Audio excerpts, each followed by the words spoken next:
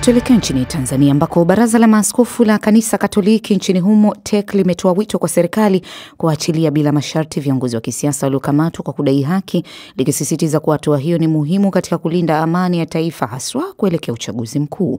Rais wa TEC na Askofu Mkuu wa Jimbo Katoliki Lindi Mhashamu Wolfgang Pisa amesema kuwa amani ya kweli haiwezi kupatikana kwa kutumia nguvu bali kwa maridhiano na haki. Wakati huo huo, makamu mwenyekiti wa Chadema kwenye mahojiano maalum na BBC amesema wako tayari kuona chama hicho kinakufa kikipigania ukweli na si vinginevyo. Katika siku za hivi karibuni, John Heche amenukuliwa mara kadhaa akitoa msisitizo huo kwenye mikutano ya hadhara ya chama hicho ya kuhimiza msimamo wao wa no reforms, no election, ambao wanamaanisha si watasusia bali watauzuia uchaguzi mkuu wa mwezi Oktoba nchini Tanzania. Kwa sasa mwenyekiti wa chama hicho Tundu Lissu yuko kizuizini akikabiliwa na mashtaka ya uhaini, na Aprili 24 atafikishwa tena mahakamani litakaposikilizwa tena shauri lake. Mwandishi wa BBC Egan Sala amefanya mahojiano maalum na Heche, na hii ni sehemu tu ya mahojiano ambayo kwa urefu utayapata kwenye ukurasa rasmi wa YouTube wa BBC Swahili.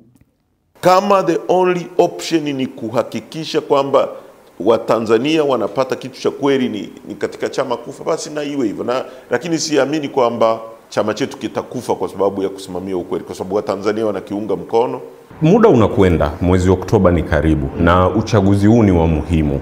Haya mabadiliko yasipotokea, lengo la chama ni kushika dola, na ndio malengo ya chama chetu, ili kiweze kubadili maisha ya watu. Ndivyo katiba yetu inavyosema. Lakini katiba yetu inasema ni kushika dola katika uchaguzi wa kidemokrasia wenye ushindani huru, wazi na haki. Kama kuna dhamira ya kisiasa, sheria inaweza kubadilishwa kwa siku moja. Tofauti na taarifa iliyotolewa na mkurugenzi wa uchaguzi kwamba hamjasaini na kwa taratibu zilivyo tafsiri yake mmejiondoa. Kama chama mmepokea taarifa yoyote rasmi kwa misingi ya barua ama chochote? Hakuna, kwa sababu wanajua hakuna utaratibu huo. Na hata nyie mkipata fursa ya kumhoji, muulizeni Kairima kwamba wewe umetamka hili kwa mujibu wa sheria ipi na kanuni ipi na katiba ipi. Tafuteni fursa na jaji, yule ni jaji wa mahakama ya rufani, muulize hii hukumu mliotoa kwamba Chadema haitashiriki uchaguzi, mmeitoa kwa mujibu wa sheria ipi?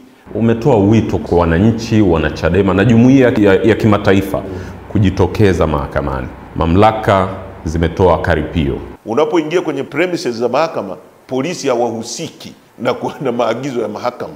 Mahakama ndio inapaswa kutuambia sisi nini cha kufanya. Kama mahakama itazungumza, tutazungumza vinginevyo. Lakini kwa sasa ninatoa wito kwa wanachadema wote na Watanzania wote na mashirika ya kimataifa na NGOs na makanisa wote wajitokeze mahakamani tarehe 24 kuona namna kiongozi wetu analetwa mahakamani na namna kesi inavyosikilizwa na namna kesi inavyoendelea.